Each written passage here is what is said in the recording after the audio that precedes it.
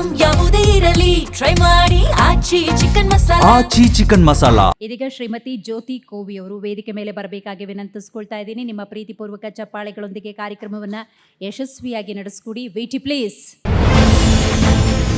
ಶ್ರೀಮತಿ ಜ್ಯೋತಿ ಕೋವಿ ಸಮಾಜ ಸೇವಕರು. ಸಾಗರದ ಹೊಸಗುಂದವಾರದ ಇವರು ಮಹಿಳಾ ಸಾಧಕಿ.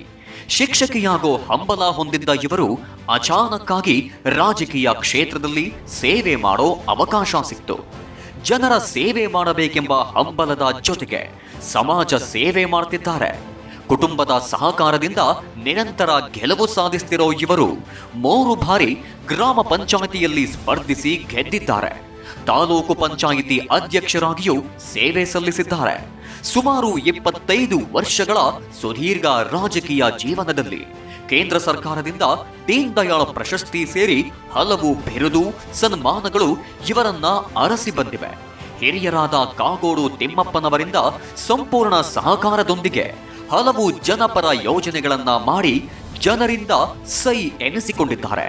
ಇವರಿಗೆ G Kannada news achievers award ನೀಡಿ ಗೌರವಿಸಲು ನಮಗೆ ಹೆಮ್ಮೆಯಾಗುತ್ತೆ.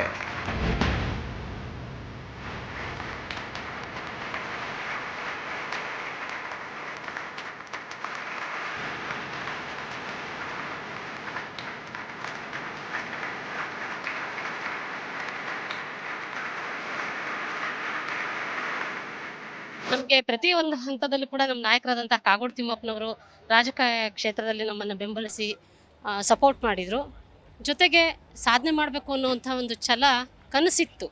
ಒಂದಷ್ಟು ಸಮಾಜ ಸೇವೆಯನ್ನು ಮಾಡಬೇಕು, ಬಡವರಿಗೆ ನೆರವಾಗಬೇಕು ಅನ್ನುವಂಥ ಒಂದು ಕನಸಿತ್ತು.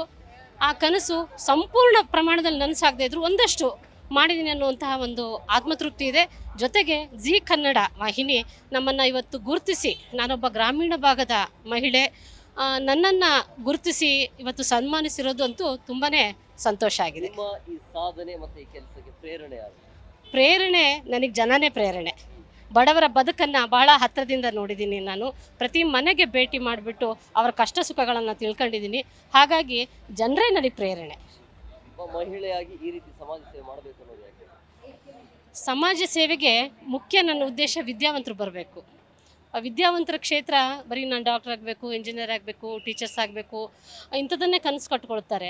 ಆದರೆ ಯಾರೊಬ್ಬರು ಬಾಯಲ್ಲೂ ಕೂಡ ಆದರೆ MLA ಆಗಬೇಕು ಅಂತಾರೆ. ಆದರೆ ಕೆಳಮಟ್ಟದ ಜನಪ್ರತಿನಿಧಿ ಆಗಲಿಕ್ಕೆ ಯಾರೂ ಒಲವು ತೋರಿಸ್ತಾ ಇಲ್ಲ. ಆದರೆ ನಿಜವಾಗ್ಲೂ ಜನರು ಸೇವೆ ಮಾಡಲಿಕ್ಕೆ ಅವಕಾಶ ಇರೋದೇ ಕೆಳ ಹಂತದ ಜನಪ್ರತಿನಿಧಿಯಾಗಿ. ಸೊ ಅದನ್ನು ನಾನು ಮಾಡ್ತಾ ಬಂದೆ. ನಾನು ಆರಂಭದಲ್ಲಿ ಚುನಾವಣೆಗೆ ಸ್ಪರ್ಧೆ ಮಾಡಿದಾಗ ನೀವು ಇಷ್ಟು ಎಜುಕೇಟೆಡ್ ಇದ್ದೀರಿ, ಗ್ರಾಮ ಪಂಚಾಯತಿಗೆ ಸ್ಪರ್ಧೆ ಮಾಡೋದಾ ಅನ್ನೋಂಥ ಒಂದು ಮಾತು ತುಂಬ ಜನರಿಂದ ಬಂದಿತ್ತು. ನನಗೇನು ಬೇಸರ ಆಗಲಿಲ್ಲ. ಜನ ನನ್ನನ್ನು ಗ್ರಾಮ ಪಂಚಾಯತಿಲಿ ನಿಂತಾಗೂ ಗುರುತಿಸಿದ್ರು, ತಾಲೂಕು ಪಂಚಾಯತಿ ನಿಂತಾಗೂ ಗುರುತಿಸಿದ್ರು. ಹಾಗಾಗಿ ವಿದ್ಯಾವಂತರು ಹೆಚ್ಚಿನದಾಗಿ ಈ ಕ್ಷೇತ್ರದ ಕಡೆ ಒಲವು ತೋರಿಸ್ಬೇಕು ಅನ್ನೋದು ನನ್ನ ಅಭಿಪ್ರಾಯ. ಅಚೀವ್ ಮಾಡೋದು ಹೇಗೆ? ಅಚೀವ್ ಮಾಡಲಿಕ್ಕೆ ತುಂಬ ಕಷ್ಟ ಇದೆ.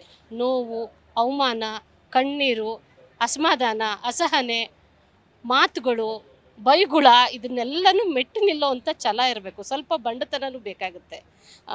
ವಿಶೇಷವಾಗಿ ಈ ಕ್ಷೇತ್ರದಲ್ಲಿ ಕೆಲವಷ್ಟು ನೋವುಗಳನ್ನು ನಾನು ಕೂಡ ಎದುರಿಸಿದ್ದೀನಿ. ಸ್ಥಳೀಯ ನಮ್ಮ ಸದಸ್ಯರುಗಳು ಸಾಕಷ್ಟು ವಿರೋಧ ವ್ಯಕ್ತಪಡಿಸ್ತಾರೆ. ರಾಜಕೀಯವಾಗಿ ಮಹಿಳೆ ಒಬ್ಬಳು ಬೆಳೀತಾಳೆ ಅಂತಂದರೆ ಸಾಕಷ್ಟು ಥರದ ಅಪಮಾನಕರ ಮಾತುಗಳು ಬರ್ತಾರೆ. ಅವಮಾನ ಆದಮೇಲೆ ಅಲ್ವಾ ಸನ್ಮಾನ ಸಿಗೋದು. ಹಾಗೆ ಅವಮಾನ ಎಲ್ಲ ಮೆಟ್ಟಿ ನಿಂತ್ರ ಮೇಲೆ ನಮಗೆ ಸನ್ಮಾನ ಸಿಕ್ಕಿರೋದು. Thank you very much.